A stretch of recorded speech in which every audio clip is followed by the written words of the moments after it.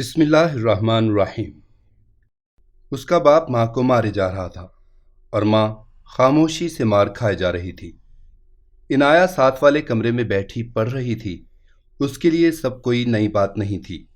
اس نے بچپن سے یہی سب دیکھا تھا۔ ابا کے پاس جب بھی شراب کے پیسے نہ ہوتے وہ یوں ہی اماں کو مار کر ان سے لیا کرتے۔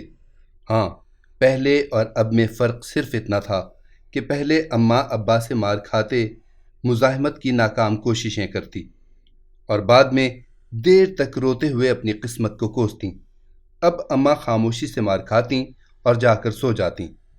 ایک اور تبدیلی بھی آئی تھی اور وہ یہ کہ پہلے اماں صبح کام پر چاروں ناچار جاتیں، جبکہ اب اماں صبح اٹھ کر اور تیار ہو کر خوشی سے جاتیں۔ اس سب کا لب لباب عنایا نے یہ نکالا تھا کہ اب شاید اماں نے اپنی قسمت سے سمجھوتا کر لیا ہے اور انہوں نے ابا کے نشے کے آگے ہتھیار ڈال دیے ہیں۔ رہی بات خوشی خوشی کام پر جانے کی، تو پہلے مالکن اماں کے کام میں 100 نقص نکالتی تھیں۔ اب جب مالکن اللہ کو پیاری ہو گئیں تو اماں بھی جیسے مرضی کام کر کے آ جاتی ہوں گی، کوئی کچھ نہیں کہتا ہوگا۔ ویسے بھی رشید صاحب کے ہاں مالکن کے بعد ایک بیٹی تھی، رانی، جو کہ اب شادی شدہ تھی اور امریکہ میں مقیم تھی۔ عنایا غیر معمولی ذہانت اور علم دوستی کی وجہ سے آج اسکالرشپ پر LLB کر رہی تھی۔ تھوڑی دیر بعد ابا کمرے سے نکلے اور باہر کے دروازے سے باہر نکل گئے۔ اماں بھی جا کر سو گئیں۔ وہ اٹھی اور باہر کا دروازہ بند کر آئی۔ ابا نے اب کل دوپہر سے پہلے تو واپس لوٹنا نہیں تھا۔ صبح وہ دونوں ماں بیٹی معمول کی طرح اپنی اپنی منزلوں کی جانب چل دیں۔ سپہر کو گھر لوٹی تو گلی کے سرے پر پہنچتے ہی اس نے دیکھا کہ اس کے گھر کے باہر کافی بھیڑ لگی ہے۔ دروازے پر پہنچ کر اس نے دیکھا کہ ابا کی میت صحن کے وسط میں چارپائی پر پڑی ہے اور اماں پاس بیٹھے روئے جا رہی ہیں۔ آگے سب کچھ وہ کسی خواب کی سی کیفیت میں دیکھتی رہی۔ گھر سارے محلے والوں سے کھچا کھچ بھرا ہوا تھا۔ سحپہر کا کوئی وقت تھا جب محلے کے مرد آ کر جنازہ لے گئے۔ اس کے بعد کسی نے کھانا لگایا اور سب کھانا کھا کر جاتے گئے۔ رشتہ داروں نے تو عرصہ ہوا انہیں غربت اور ابا کے نشے کی عادت کی وجہ سے چھوڑ رکھا تھا۔ اگلے 2 دن بھی کچھ ایسا ہی سلسلہ رہا اور بالآخر سوئم کی رات کو تمام مہمان رخصت ہوئے۔ گھر پہ صرف عنایا اور اماں رہ گئی تھیں، جو خاموشی سے جا کر اپنے اپنے بستروں میں سو گئیں۔ صبح عنایا کی آنکھ صحن میں ہونے والی گفت و شنید سے کھلی۔ میں تو کہتا ہوں تم ابھی اسی وقت میرے ساتھ چلو۔ آواز مردانہ تھی۔ نہیں رشید صاحب، میں ایسے نہیں جا سکتی۔ بہرحال شوہر تھا میرا، مجھے اس کی عدت تو پوری کرنی ہے۔ اسے اماں کی آواز سنائی دی۔ ارے آج کل کے زمانے میں کوئی عدت کو مانتا ہے؟ ماڈرن زمانہ ہے، اور دیکھ تیری جوان بیٹی بھی ہے، تو اکیلی کیسے رہے گی؟ اور تم ماں بیٹی کھاؤ گے کہاں سے؟ مگر میں اپنی بیٹی سے مگر اماں کی بات کاٹ دی گئی۔ ارے اس نے کیا کہنا ہے؟ اور تو خود ہی تو کہتی ہے کہ وہ تیری دوست نہیں ہے، تو بس ماں کی طرح بتا دینا کہ تم لوگ کل میرے ساتھ چل رہے ہو، میں کل اسی وقت لینے آؤں گا۔ دیکھ، قدرت بھی ہم پر مہربان ہے، تیرا شوہر خود ہی مر گیا، ورنہ میرا تو خیال تھا کہ وہ بہت شور ڈالے گا۔ باہر باتیں ابھی بھی جاری تھیں، لیکن اس کا ذہن بڑی تیزی سے سارے دھاگے ملاتا جا رہا تھا۔ مالکن کی موت کے بعد اماں کا ہر روز صبح تیار ہو کر خوشی خوشی کام پہ جانا، ابا کی مار چپ چاپ سہ جانا، جیسے بس یہ سب ختم ہو جانے والا ہو۔ ہر ایک کڑی بڑے آرام سے مل رہی تھی۔ باہر رشید صاحب اب جا رہے تھے۔ ان کے چلے جانے کی کافی دیر بعد عنایا منہ ہاتھ دھو کر صحن میں آئی تو اماں ناشتہ بنا رہی تھیں۔ اماں نے گرم چائے اور روٹی اس کے سامنے رکھی۔ صبح صاحب آئے تھے، اماں اسے دیکھتے ہوئے بولی۔ وہ چاہ رہے تھے کہ ہم ان کے گھر چلے جائیں۔ اصل میں وہاں کا سارا کام تو میں ہی کرتی ہوں، مالکن بھی نہیں ہے، اور صاحب کہہ رہے تھے کہ آج کل کے زمانے میں ایماندار لوگ نہیں ملتے، تو وہ اتنی جلدی کسی اور کو کام پہ رکھ بھی نہیں سکتے۔ عنایا خاموشی سے کھاتی رہی، بنا کوئی تاثر دیے۔ اور دیکھ، ہم 2 اکیلی عورتیں ایسے رہ بھی تو نہیں سکتی نا؟ اور تمہاری عدت اماں؟ اس نے نوالا لیتے ہوئے ماں کی طرف دیکھا۔ ارے وہ تو میں صاحب کے گھر پہ بھی پوری کر سکتی ہوں، لیکن اتنا عرصہ ہم اکیلے تو نہیں رہ سکتے نا؟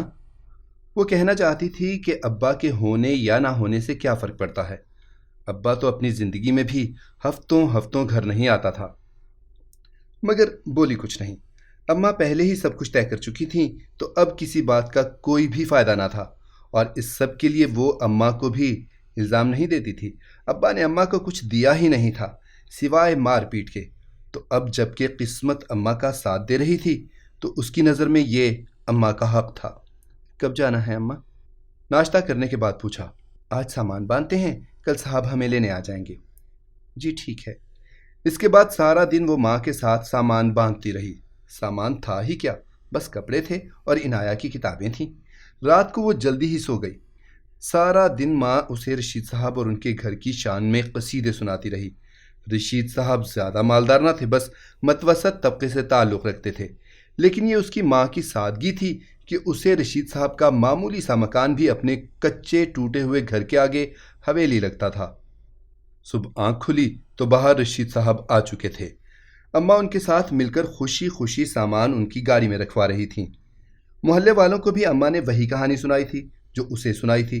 سارے محلے کے بچے گاڑی کے ارد گرد جمع تھے۔ ان کے علاقے میں گاڑیاں شاذ و نادر ہی آتی تھیں۔ ہمسائے چہمگوئیاں کر رہے تھے، لیکن اماں کو اپنی خوشی میں کسی کی پرواہ نہیں تھی، اور عنایہ اتنی میچور تو تھی کہ دنیا والوں کی باتوں کو ایک کان سے سن کر دوسرے سے نکال دیتی تھی۔ کچھ دیر بعد وہ کچی بستی سے نکل کر ایک متوسط علاقے میں آ گئے۔ رشید صاحب ایک گھر کے آگے گاڑی روک کر باہر نکلے اور چابی سے دروازہ کھولنے لگے۔ اماں سامان اٹھانے لگیں اور عنایہ باہر نکل کر راستوں کو دیکھ کر یہ اندازہ لگا رہی تھی کہ اسے صبح کتنا چل کر اور کہاں کہاں سے گزر کر بس اسٹاپ تک پہنچنا پڑے گا۔ آتے ہوئے وہ یوں بھی راستے دھیان سے یاد کرتے ہوئے آئی تھی۔ وہ اندر آئی تو صاحب اماں اور اس کو کمرے بتانے لگے۔ یہ مہمانوں کا کمرہ ہے تو یہاں پر عنایہ رہ لے گی، اور تم یہاں میرے کمرے کے ساتھ والے کمرے میں رک جانا رشیدہ، کیونکہ تم نے بتایا تھا کہ عنایہ رات دیر تک پڑتی ہے تو تمہیں تکلیف ہوگی۔ جی صاحب ٹھیک ہے۔ یہ کہہ کر اماں خوشی خوشی اپنے کمرے میں چلی گئیں۔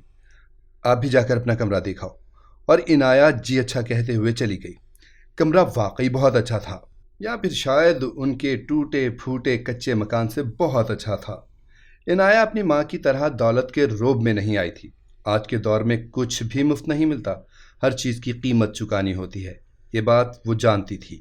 اس لیے یہاں آنے سے پہلے اور بعد میں بھی وہ ہر چیز کا بغور مشاہدہ کر رہی تھی، اور ایک چیز جو اس نے بہت محسوس کی تھی کہ رشید صاحب اسے بہت گھور کر دیکھتے تھے۔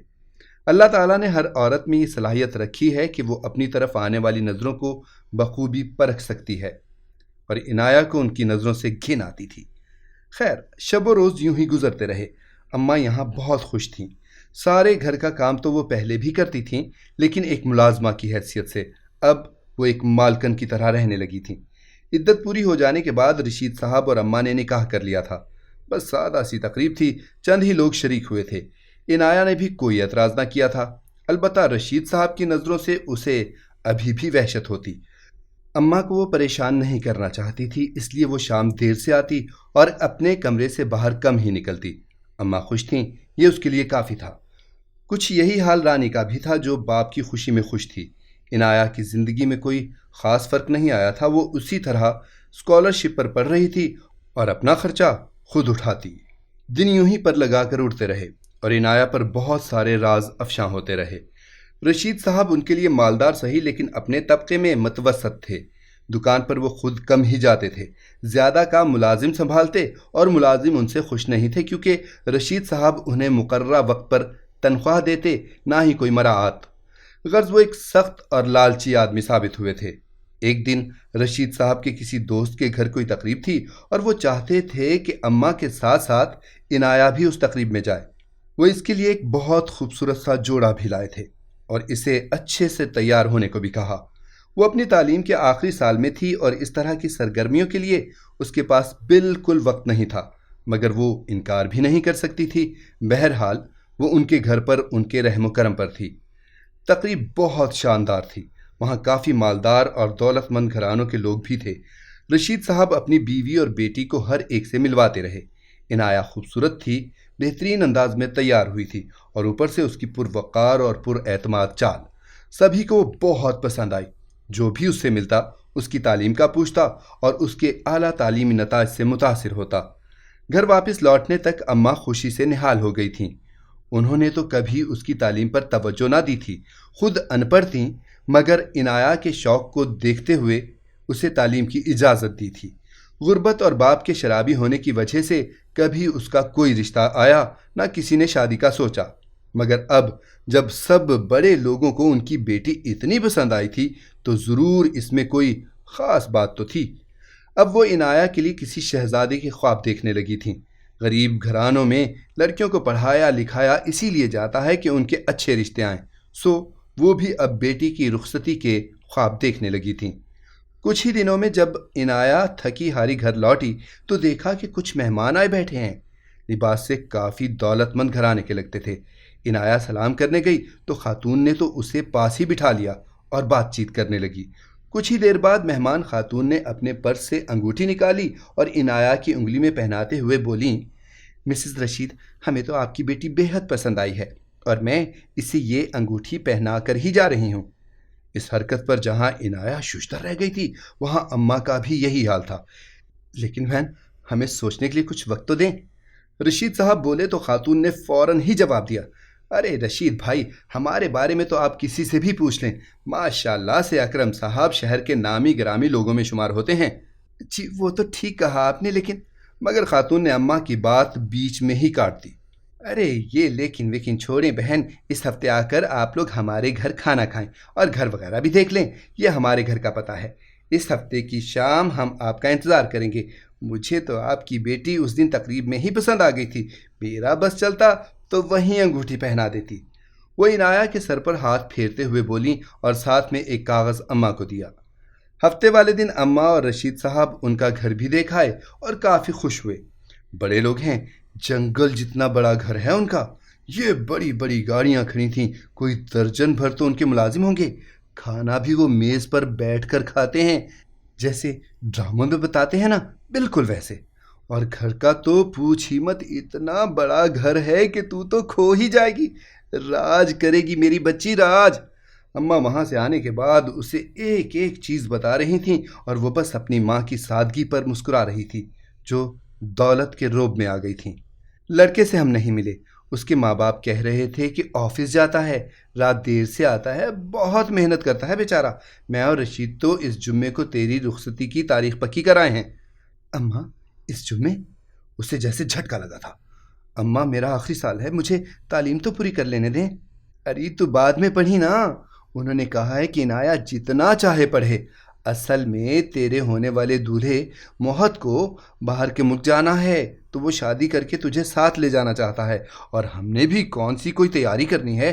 انہوں نے جہیز لینے سے صاف انکار کر دیا ہے کہ ہمارے پاس اللہ کا دیا سب کچھ ہے، اور ان بڑے لوگوں کا آج کل کوئی نیا فیشن نکلا ہے کہ بارات ولیمہ ایک ہی دن کرنا ہے، تو شادی ہال اور کھانے وغیرہ کا خرچہ بھی وہی کریں گے۔ انہوں نے کہا کہ آپ بیٹی دے رہے ہیں بس کافی ہے۔ دیکھ کتنے اچھے لوگ ہیں نا۔ دونوں جانب سے سب کچھ طے ہو چکا تھا، اس لیے اب مزید بحث کا کوئی فائدہ نہیں تھا، اس لیے عنایہ نے خاموشی سے سر تسلیم خم کر دیا، لیکن اس کی چھٹی حس کہیں کچھ غلط ہونے کی گھنٹی بجا رہی تھی۔ شادی بڑی دھوم دھام سے کی گئی۔ رخصتی کے بعد وہ سسرال میں اس کی پہلی رات تھی۔ وہ اپنے کمرے میں تھی جب موہت کمرے میں داخل ہوا۔ عام سی صورت کا عام سا لڑکا تھا۔ اس نے عنایہ پر کوئی توجہ نہیں دی، کپڑے بدلے اور عجیب سے حلیے میں باہر نکل گیا۔ تھوڑی دیر بعد ساس کمرے میں آئی اور اس کے مقابل بیٹھ کر گویا ہوئی۔ موہت میرا اکلوتا بیٹا ہے، منتوں مرادوں سے پیدا ہوا تھا، سب کا لاڈلا، بس اسی لاڈ پیار نے خراب کر دیا ہے۔ برے دوستوں کی صحبت نے مزید بگاڑ دیا، نشہ کرنے لگا۔ ہم نے لاکھ روکا ٹوکا مگر بے سود۔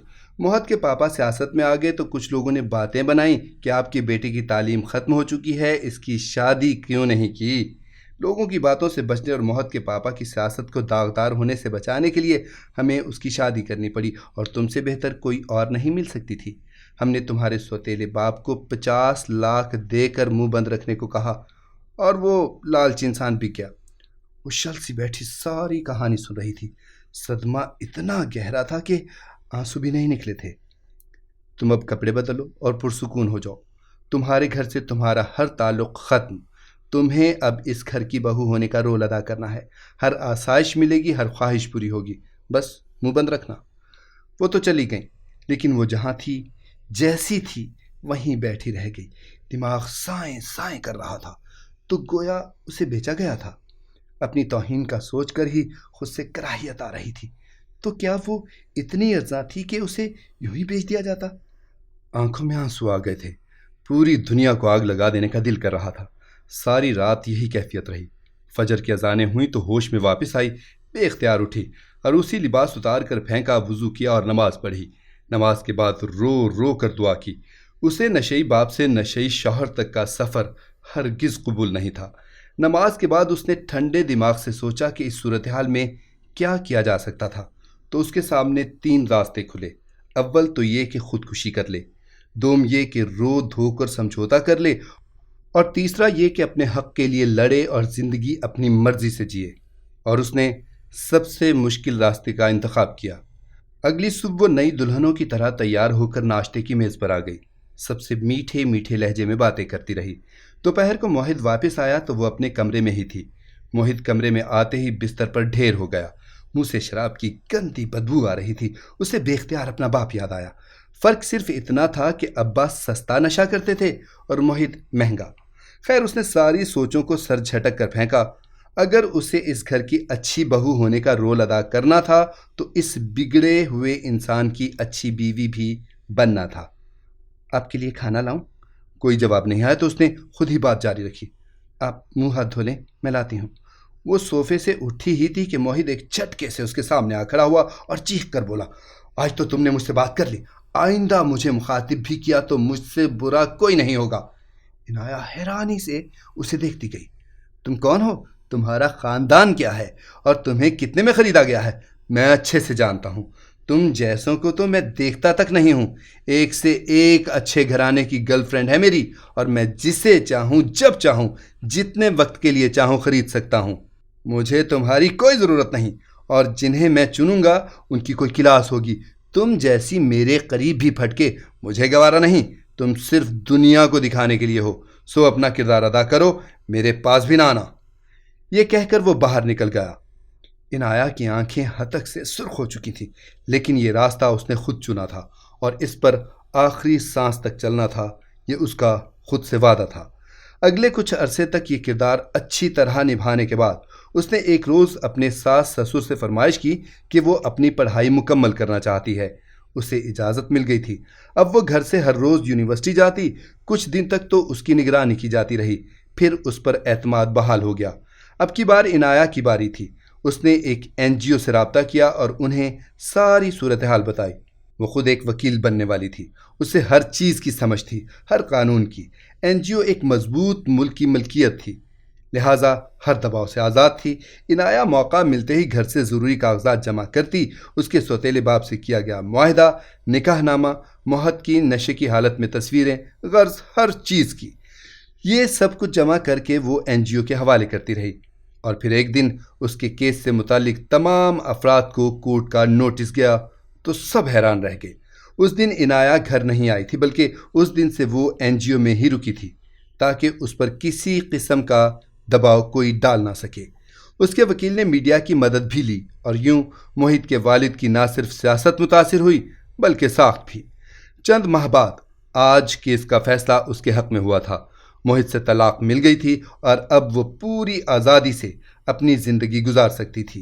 तालीम ख़त्म होने के बाद उसे फ़ौरन ही एक नौकरी की पेशकश हुई थी जो उसने कबूल की। कल उसकी ज़िंदगी नए सिरे से शुरू होनी थी, नई उम्मीदों और नए ख्वाबों के साथ। उसे अपने एक उस्ताद की बात आज भी याद थी कि आप जैसे भी माहौल में पैदा होते हैं, इसमें आपका कोई कसूर नहीं, लेकिन आप जिस किस्म की ज़िंदगी गुजारना चाहते हैं कि आपके इख्तियार में है। उसे अपनी ज़िंदगी अपनी मर्ज़ी से जीनी थी। अगर आपको हमारी कहानी पसंद आई है तो इसे लाइक करें, शेयर करें और हमारे चैनल को सब्सक्राइब करें। अगली कहानी तक के लिए इजाज़त दीजिए। अल्लाह हाफ़िज़।